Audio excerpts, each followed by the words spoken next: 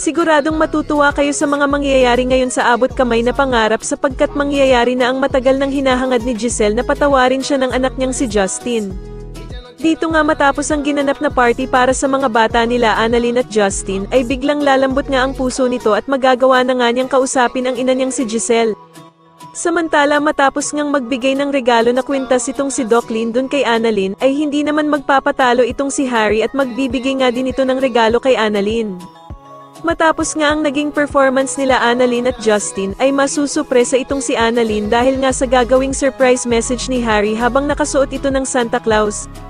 Samantala ay muli ngang magkakatagpo ang landas nila Doc Robert at Lynette dahil sa pareho silang a-attend sa party ng mga bata. Manghihinayang naman itong si Doc Robert dahil sa hindi nga daw makikita ng ama niyang si Don Pepe ang kanyang mga apo na sila Annalyn at Justin na magkasamang gumawa ng party.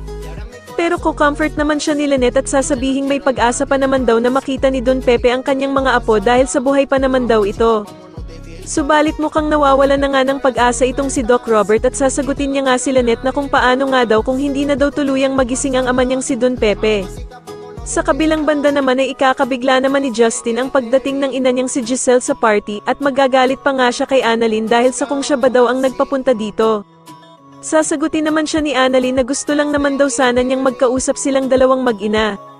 Pero agad namang hihingi ng tawad itong si Giselle sa anak niyang si Justin at aalis na nga lang daw siya. At dito nga habang papaalis si Giselle ay agad naman siyang pipigilan ni Justin at mukhang lalambot na nga ng tuluyan ang puso nito.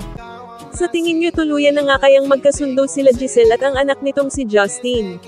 Mas lalo na nga talagang nagiging exciting ang mga susunod na kaganapan kaya naman ay mas lalo pa nating abangan ang mas lalong gumagandang abot kamay na pangarap.